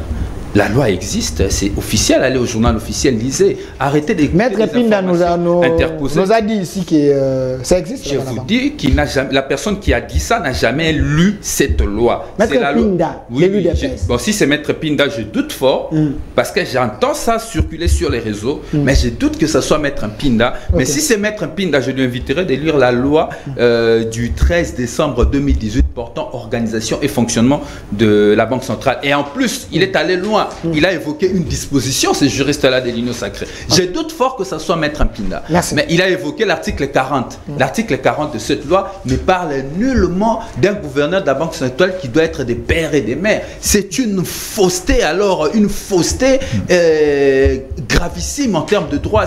C'est pratiquement un danger judiciaire, juridique. Okay. Maintenant, techniquement, vous savez, les juristes de l'Union sacrée, ils évoquent la loi de 1984, de l'élection de 1984, pour asseoir l'ère argumentaire, comme quoi, à l'époque, pour être président de la République, il fallait être de père et de mère. Cette loi comme dénomination, la loi portant élection du président du mouvement populaire de la Révolution. Il faut avoir aussi la diachronique juridique. Mouvement populaire de la Révolution. Et cette loi a été écrite sous l'égide de la Constitution de 1967. La Constitution de 1967 n'avait pas donné des conditions pour être président de la République. Ça renvoyait à la loi l'organisation de ces conditions, d'où la loi de 1984. Mais faire cette comparaison, c'est pourquoi je parle des comparaisons qui sont dangereuses. Okay. Faire la comparaison entre la Constitution de 1967 et la loi électorale de 1984 et la Constitution de 2018, c'est très mal comprendre les choses. Dans la Constitution de 2006, pour être président de la République, c'est bien conditionné. Il faut être congolais d'origine, il faut, je crois les conditions c'est dans l'article 72, il faut aller les lire. Les conditions sont claires, mais je me limite à la condition de la nationalité. On a parlé du congolais d'origine. Et l'article 10 de la Constitution définit qui est congolais d'origine. Et de là, et par-dessus de tout, la Constitution de la République démocratique du Congo interdit des discriminations dans la loi. Et on donne même le prérogatif à l'Assemblée nationale de faire attention lorsqu'ils votent de loi que ces lois ne discriminent pas des Congolais. Et au-delà de ça, il y a les juristes au Parlement. Il y a les juristes au Parlement. Mbosso est entouré des hommes intelligents. Du fait qu'on a aligné cette loi, donc ils ont y à vérifier qu'il n'y a pas la violation quand même, M. Ramazani. Delphin, penser que ce pays est dirigé normalement, c'est être dans une fiction. Je vous informe, Félix Tshisekedi à lui seul renferme les 3 pouvoirs d'État. Le pouvoir législatif, le pouvoir exécutif qui est bicaméral, mais lui, il s'encapare encore du pouvoir du gouvernement parce que dans son cabinet, il a un gouvernement parallèle qui conduit les politiques publiques d'État. C'est vrai ça? C'est vrai ça? Oui. Okay. Mais dites-moi, par quelle magie le cabinet du président de la République a élaboré le projet 100 jours? Par quel mécanisme ils conduisent des projets 100 jours? Vous êtes un peu passéiste. Les conseillers, nous apprenons même que les conseillers ont eu la même mise sur le fonds public de l'État jusqu'à les détourner. Là, vous êtes un peu passéiste. Et 3, non, laissez-moi finir, je sais pourquoi vous voulez m'arrêter. Aristote avait raison. 3, le troisième point. Le Félix Tshisekedi, lui, il a même le pouvoir judiciaire. Parce qu'il peut accorder en même temps, par son influence, des libertés provisoires, des libertés conditionnelles et des acquittements à ses collaborateurs. Écoutez, arrêtez d'être dans une fiction, ces pays, le pouvoir est concentré, rien que la personne du président. Mike Gardidian a dit il y a les avancées, l'approche est quand même acceptable. Tu veux pas que je termine sur le plan technique? Allons sur la question sécurité. La question de l'Est. Vous savez, Marc Gardidian, il est libre de voir des avancées. Oui, il est libre de voir des avancées, mais de quelle avancée on parle? Marc Gardi a semblé frôler, il n'a pas voulu dire la vérité. La vérité est que sur les négociations entre le gouvernement et les M23, la vérité est qu'il y a eu un communiqué de l'armée ougandaise après leur accession à Bunagana. Ils ont dit qu'ils sont là en mission de maintien de paix, le temps que les négociations qui se font entre le gouvernement congolais et les M23 se terminent. Le gouvernement doit nous dire la vérité, c'est ça, c'est là où il faut appeler le gouvernement à dire la vérité à la population. Ils ont traité les M23, écoutez, ils ont traité les M23 des terroristes. Nous tous, nous avons soutenu, moi, mon parti, nous avions marché dans ce pays pour soutenir les FARDC, combattre ces M23 parce que nous estimons que ce sont quand même des terroristes et que nous ne pouvons pas les accepter. Aujourd'hui, nous apprenons par un communiqué officiel de l'armée ougandaise qui est entré à Bunagana que le gouvernement du Congolais négocie avec les M23. Et jusque-là, le gouvernement congolais doit nous préciser qu'ils arrêtent à mentir à la population. Il y a un communiqué, j'insiste, de l'armée ougandaise publié, je crois, le vendredi. Il publiait le vendredi et aujourd'hui, le gouvernement doit nous fixer. Donc il n'y a pas les avancées. Même aujourd'hui, on sait que c'est le Rwanda qui est derrière M23. C'est la diplomatie agissante. J'arrive sur les avancées. Je tiens aussi tout en respectant la position. Lui, il est analyste, il est journaliste. Nous, on est politique. Je tiens à révéler quand même que dans ce pays, à un moment donné, nous avions vu le Conseil de sécurité des Nations Unies condamner le Rwanda et infliger des sanctions au Rwanda pour l'agression en République démocratique. C'est pas le cas. L'Ouganda s'est retrouvé condamné pour son incursion en République démocratique du Congo. Ce n'est pas nouveau en fait. Félix Tshisekedi n'invente pas la roue. Ce n'est pas de prouesse. Ce n'est pas de prouesse. Ce qu'il faut dire. C'est du déjà fait. Ce n'est pas nouveau. Tout Congolais en tout cas tout Congolais averti, c'est que le Rwanda agresse le Congo plus de 20 ans. Quel est l'élément palpable? On attend parce qu'il y a une décision du Conseil de sécurité des Nations Unies contre le Rwanda. L'élément palpable existait. Félix Tshisekedi, ce qui est vrai, qu'il a échoué sur tout le plan. Il a conduit mal les questions de politique d'État. Aujourd'hui, nous nous retrouvons dans une situation d'agression par lui, l'absence de connaître les vraies questions d'État, par sa manque de la conduite effective des questions sécuritaires d'État, il a commis beaucoup d'erreurs et aujourd'hui nous sommes dans une situation compliquée. Merci. Et laissez-moi 5 secondes. Laissez-moi juste, vous m'avez posé la question sur les avancées, je n'ai même pas donné ma position sur la question sécurité. Donc, pour conclure, il n'y a pas eu d'avancée. Le Rwanda est toujours reconnu comme un pays agresseur. Par contre, il y a eu beaucoup d'erreurs. Vous pouvez imaginer qu'il y a un rapport, je crois, du juin 2020, des experts des Nations Unies qui nous ont clairement dit que l'Ouganda et le Rwanda sont derrière les M23. Et d'ailleurs, l'Ouganda avait facilité la chute de Bunagana. Par quel miracle l'Ouganda s'est retrouvé dans le contingent de l'EAC qui allait venir? Et de l'autre côté, on a estimé qu'il était bon de mettre de côté le Rwanda. Le problème qu'on a aujourd'hui, c'est un problème de la clarté. Je crois qu'il Diana l'a dit, là au moins je partage son avis. Il a dit qu'il y a un problème de la clarté dans la conduite de ces questions. Quelle est la politique mise en place pour que nous puissions trouver la solution? Est-ce que la politique est militaire? Est-ce que l'option qui est levée est diplomatique? Dans l'option diplomatique qu'ils ont levée, ils n'arrivent pas à donner des résultats comme il se doit parce que dans les négociations, le Congo apparaît de temps en temps perdant, en commençant de Luanda jusqu'à Nairobi. Merci. Même sur l'option militaire, on n'arrive pas à dégager je vais revenir vers vous cohérente pour finir avec cette histoire de M23. Mais les Congolais doivent retenir, que le gouvernement à cet instant est en train de négocier avec les M23. Et j'invite le gouvernement à informer la population congolaise conformément au communiqué publié par l'armée ougandaise. Maître Ramazani, vous avez les habitudes du FCC de glisser comme en 2016. Je vais vous donner la parole. Alors, Maître Armand Lokeka, j'ai dit un message. S'il vous plaît, Monsieur Delphin, l'opposition doit comprendre que les pays a des problèmes. Nous devons nous souder comme les Français les font. Tshisekedi, c'est notre frère. Attaquons d'abord l'ennemi, les restes après. Alors, Maître Armand Lokeka, est-ce vrai que Tshisekedi est en train de payer le prix que le régime Kabila avait laissé? Donc on ne peut pas terminer une guerre dans 2 ans, comme les gens du pouvoir le disent. Donc il faut quand même essayer un peu de se préparer avant d'y aller. Il y a quand même les avancées, comme M. Gardi a dit. Oui, moi je ne suis pas dans cette option de trouver avancé ou pas avancé.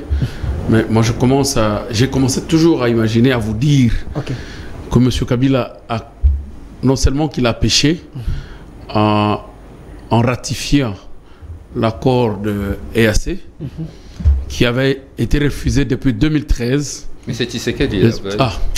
Monsieur Tshisekedi. Vous aimez trop Kabila, enfin. Oui, mais c'est un très bon signe. Non, c'est un monsieur. C'est monsieur qui. C'est un nationaliste. C'est monsieur qui a des vertus personnelles acceptables. J'aime beaucoup, donc ça n'a pas de problème. Des vertus personnelles. Oui.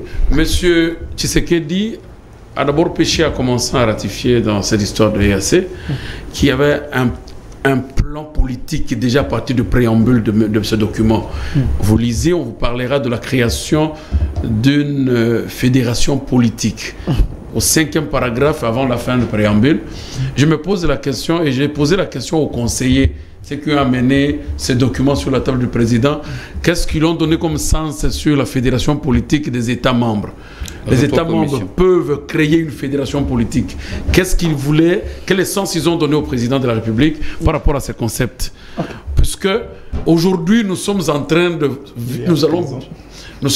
vouloir vivre une fédération politique où la République n'aura pas même mise sur la gestion.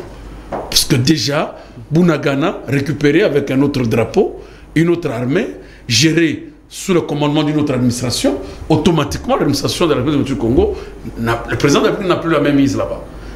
Il n'a plus l'armée, il n'a plus l'administration. C'est pas lui qui nomme. Mais c'est grâce à sa politique qu'on a récupéré quand même, il y a ce qu'on appelle zone tampon.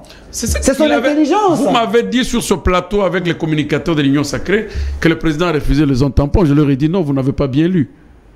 Zone tampon n'est qu'une politique de barrière pour l'interdire que voilà, cette zone tu ne vas plus gérer, tout simplement. Et c'est une zone qui doit être gérée communément par les États membres, qui sont les États de l'Est, qui avaient envié depuis bien longtemps de gérer la zone. Et toutes les fois qu'ils récupèrent de zones ou de villages, de villes, c'est à ce moment-là qu'ils vont dans une négociation. Et je l'avais dit, pourquoi le gouvernement congolais ne veut pas négocier avec l'M23, mais négocier avec le Rwanda? Vous avez répondu sur ce plateau que c'est plus que le Rwanda qui appuie, qui a mis son armée. Aujourd'hui, nous revenons, comme l'a dit mon frère, ils ne sont plus terroristes. On doit négocier avec les terroristes. Et tous les conseils que nous avons toujours donnés à ce régime, pourquoi le régime n'est pas attentif? Et très souvent, ils ont la chance qu'on soit invité dans leur chaîne de télévision. Pourquoi n'avait-il pas négocié? Il y a M. Ngoma qui est congolais. Sur une troupe d'armée de 500 militaires, et il y a 5 Congolais qui sont là. Pourquoi ne peuvent-ils pas être utiles? Pourquoi les 5 Congolais ne peuvent pas-ils être utiles? Pourquoi avoir fui l'M23 et aller négocier avec le Rwanda qui n'a jamais accepté et qui n'a jamais cédé, qui n'a jamais réalisé un seul arrangement? Vous venez de signer à Luanda, il vous dit non, c'est pas mon problème. C'est entre les Congolais eux-mêmes. D'ailleurs, ceux qui commanditent sont à Kinshasa. Ça, c'est le Rwanda. Vous allez à Nairobi, il vient, il tient un point de presse. Nous, le Rwanda, nous sommes innocents dans tout ce qui se passe au Congo. Le Congolais doit finir leur problème. Vous passez de vols, de frais d'émission, vous prenez des hôtels, vous allez négocier avec le Rwanda qui vous dit toujours qu'il est innocent. Vous invitez les présidents étrangers. Donc vous ne voyez pas les avancées. S'il vous plaît, vous invitez les présidents étrangers, vous attendiez que le président français devrait condamner le Rwanda. Et si nous l'avons appelé, c'est pour entendre son cri. Qu'est-ce que la France va dire aux Rwandais? Le pape vient ici, on dit non, nous avons invité le pape sur le plan politique pour que le pape dise un mot sur la guerre de l'Est. Nous sommes allés très loin en prenant une position de victime, autant que ce sont nos propres erreurs. Parce qu'aujourd'hui, le communiqué est clair. Le gouvernement congolais doit négocier avec le M23. Va-t-il le faire? Et aura-t-il le pouvoir de nous dire qu'ils ne sont plus terroristes? Négocier selon nos conditions. S'il vous plaît. Va-t-il nous dire qu'il n'est plus terroriste? Quel est cet État au monde qui est attaqué par les terroristes qui a négocié? Nous serons le premier. Nous serons le premier pays de négocier avec les terrorismes ou les terroristes. Merci. Et alors, ça, non, vous m'arrachez la parole. S'il vous plaît, vous n'avez plus la parole. Non, mais vous me donnez peu de temps puisqu'on vous a soufflé. Non, vous avez suffisamment parlé. Je le dis en rapport avec les zones tampons. 5 secondes. Aujourd'hui, nous vous avons dit que c'est une forme de balkanisation qui ne veut pas dire son nom. Pour autant que la balkanisation politique, c'est le retrait d'une souveraineté. On vous retire une souveraineté dans votre parti, on vous retire une souveraineté. Et demain, qu'est-ce qu'on va nous dire? Pour l'intérêt de l'unité africaine, l'article 217 de la Constitution de la RDC doit être mis en pratique.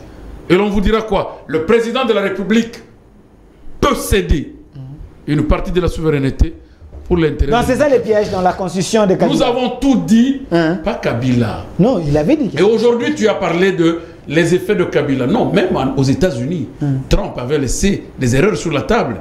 Le président actuel ne dit pas que non. Si je suis en échec, c'est parce que j'ai trouvé 2 signatures de Trump sur la table qui ne me permettent pas de gérer. Merci. Donc, automatiquement, le président Tshisekedi doit s'assumer devant toutes ces erreurs que nous venons tout le temps ici crier. Apparemment, nous crions en vain, puisque ce qui l'entoure... On vous écoute, voilà pourquoi on vous invite. Alors, Monsieur Aristote Ngarimé, au cadre du PPRD, est-ce vrai le régime Tshisekedi tâtonne encore sur la question de l'Est? Très cher journaliste, je préfère marquer un grand divorce entre moi et mes co-débatteurs. Pas de problème. Parce qu'on a fait un débat cérébral, intellectuel, qui se rapporte au cerveau.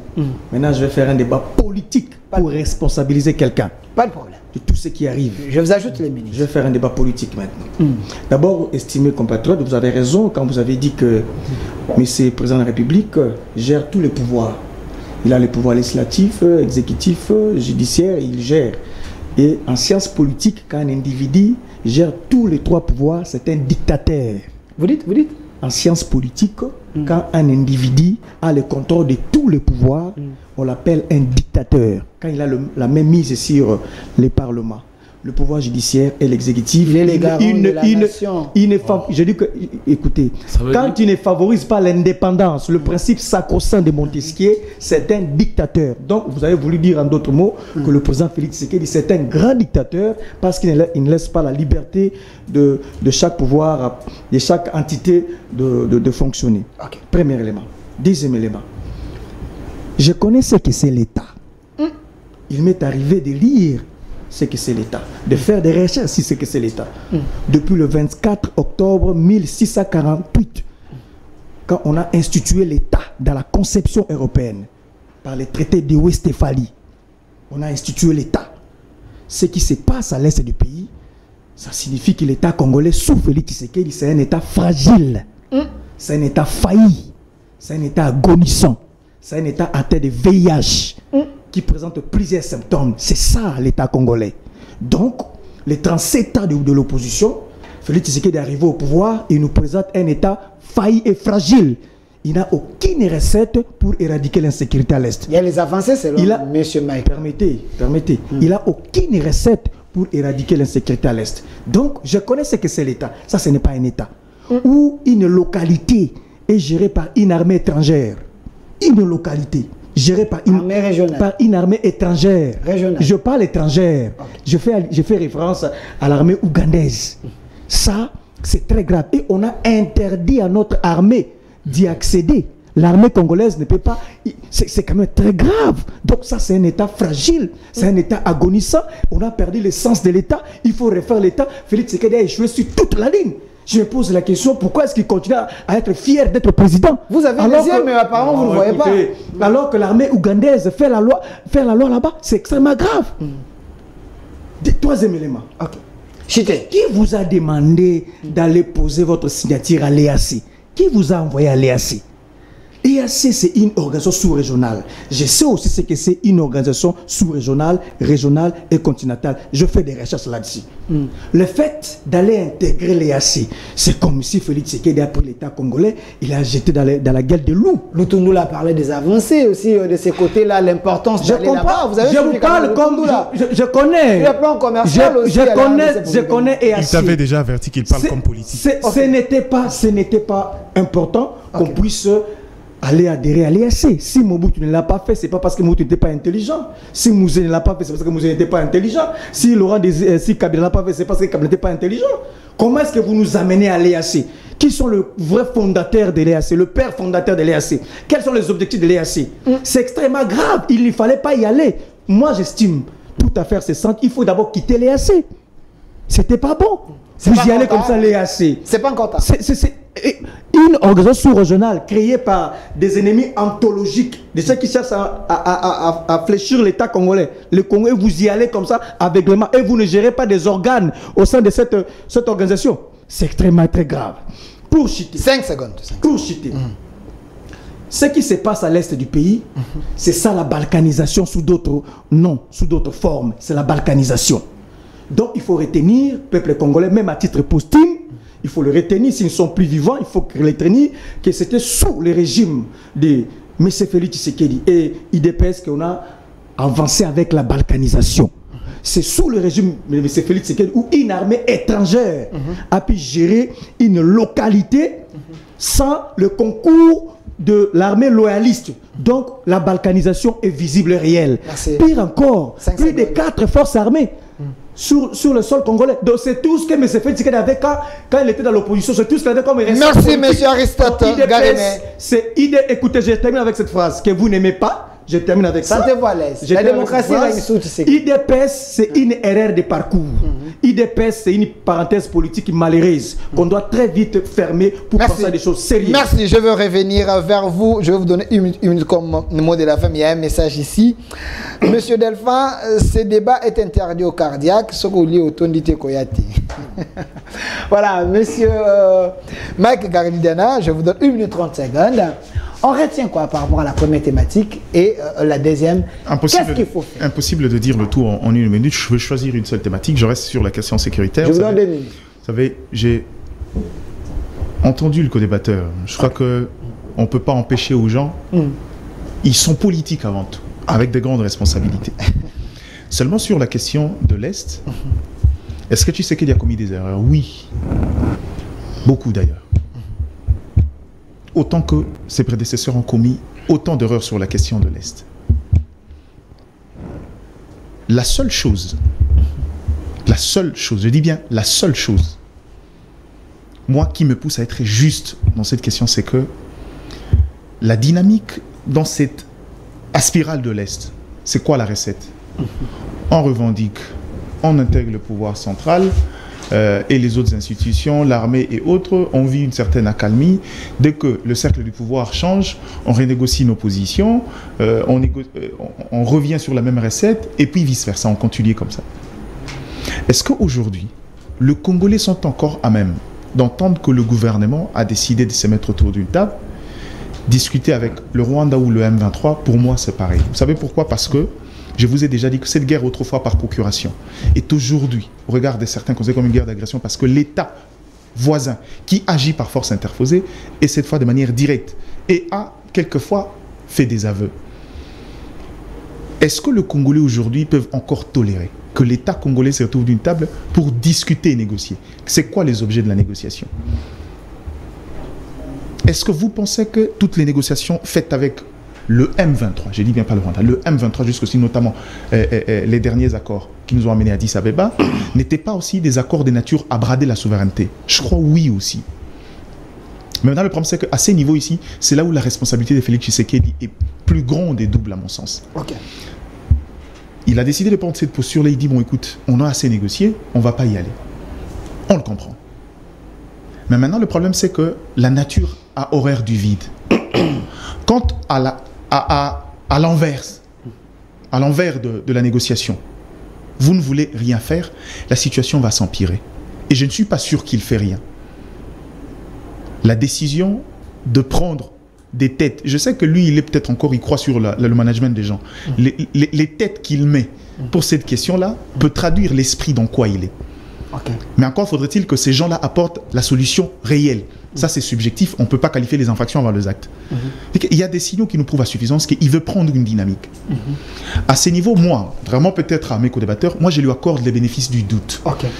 Au regard du caractère très traditionnel de cette guerre, qui dure depuis des décennies, je ne suis pas sûr que changer des fusils d'épaule et changer des stratégies, c'est mettre à dos non seulement la communauté internationale, mais également, comme ils ont dit ici, cette communauté sous-régionale qui l'ordre sur la RDC, je ne pense pas que c'est une bataille facile. Merci. Mais maintenant, le problème, c'est que c'est à lui de se ressaisir sur quelques effets qui se sont passés. Si je vous dis que même l'EAC, je l'ai dit dans l'entame, le besoin d'occuper cette place-là, comme ils le disent dans le communiqué, qui ne dit pas qu'on gère, on met le drapeau, l'idée c'est, on veut aller vers une dynamique de cesser le feu, et on veut que la RDC négocie finalement avec le M23. Le M23 a depuis un certain moment pris l'option de ne pas respecter le cessez-le-feu. Pris non pas avec la RDC directement, mais avec le groupe des États qui préside à ces négociations. Faisons un pas pour pousser. Merci. Notre protagoniste, c'est aussi à faire un pas. Merci. C'est-à-dire, l'idée c'est, bon, le M23 qui d'abord, nous on reste là, on occupe. Mais le souci, c'est que la RDC finisse par négocier, c'est-à-dire accepter le terme de proposition faite par le M23. Merci, c'est là où Kinshasa bloque encore. Merci. C'est là où j'ai dit, moi, j'ai lu encore le bénéfice du doute parce que cette guerre-là, dans sa nature complexe, le Congo a déjà été plusieurs fois occupé par le M23. Et si, en 2013, la dernière en date, mais maintenant le problème c'est qu'il faut voir plus long que le bout de notre nez. Il faut faire en sorte de résoudre ces problèmes de manière définitive. Moi, j'ai lu accorde le bénéfice du doute. Merci. Alors, maître. Moi, j'ai lu accorde le bénéfice du doute. Il fallait commencer par ces sujets. Il faut quand même croire à ce que Tshisekedi pense. Il veut mettre fin à cette situation. C'est la conclusion de M. Bladédian. En fait, le président de la République a beaucoup de volonté. La volonté, en tout cas, il en a. Okay. Ce qui lui manque certainement, c'est le moyen politique pour y arriver, mais aussi la manière de faire. Vous, l'opposition, vous ne l'aidez pas aussi? Bemba va l'aider. Okay. Il a beaucoup de collaborateurs. Mais à la fin des comptes, vous allez comprendre que, après analyse, parce que vous dites qu'il faut l'aider, Diana ajoute que Bemba va l'aider. Est-ce que le problème, ce sont ses collaborateurs ou bien le problème, c'est le président de la République lui-même? Comment ça?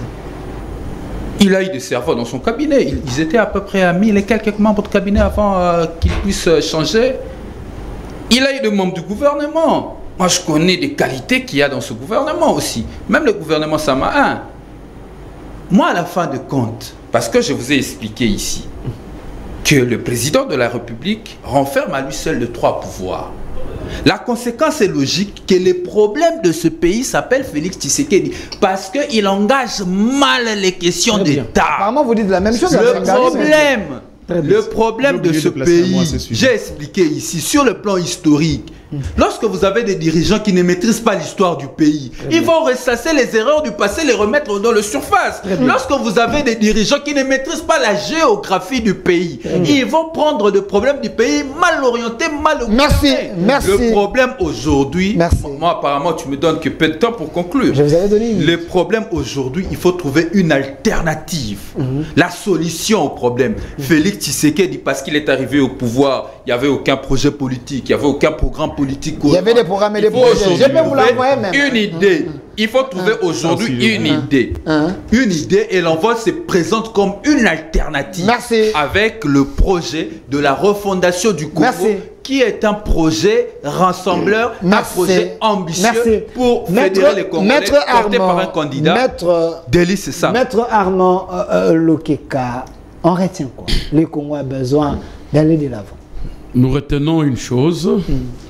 La proposition de loi attribuée à M. Tchani est unique et c'est une proposition soumise à une procédure viciée qui viole la Constitution de la République. Si nous avons du respect envers cette République, nous devons respecter la Constitution, qui est l'expression de tout un peuple, le garant ou la garantie respecte bien la Constitution. De la démocratie. Donc ne parlons pas de Mbosso, parlons de la Constitution. Ils ont aligné cette loi. Et ils respectent la Constitution. Ce Parlement, Mbosso l'a dit que je suis ici pour le chef de l'État. Mbosso n'est pas là pour le peuple.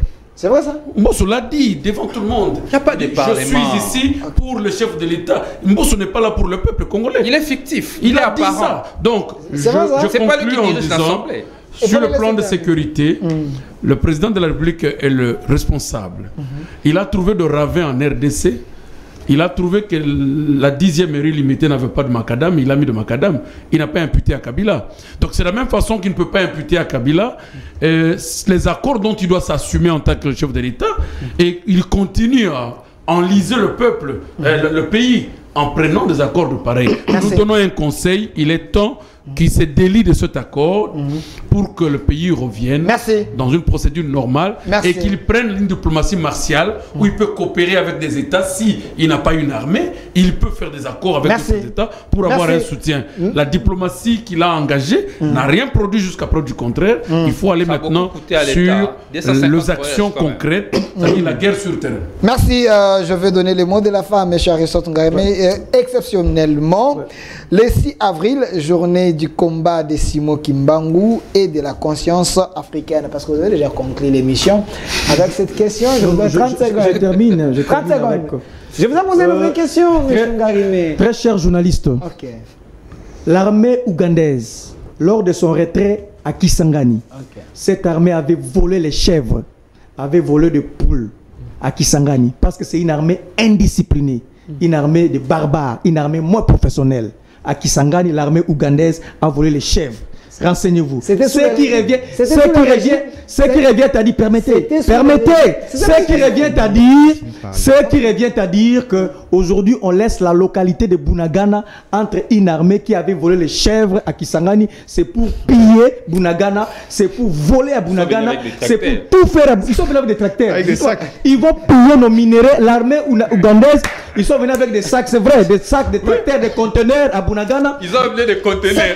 Cette armée va continuer à piller à Bunagana. Parce qu'à Kisangani, nous avons vu, on a volé les chèvres à Kisangani, armée ougandaise, une armée indisciplinée. Donc aujourd'hui, le plus grand responsable, il a un nom, le plus grand responsable s'appelle M. Félix Tshisekedi à cause de ses mauvaises décisions politiques et sécuritaires. Aujourd'hui, nous avons l'armée ougandaise de la localité de Bunagana. Cette armée est en train de voler des billets avec des tracteurs. Calmez-vous. Il y a un responsable. Merci. Je serai injuste si je ne vous donne pas 30 secondes. Vous terminez. Oui, en fait, calmez-vous. Calmez-vous.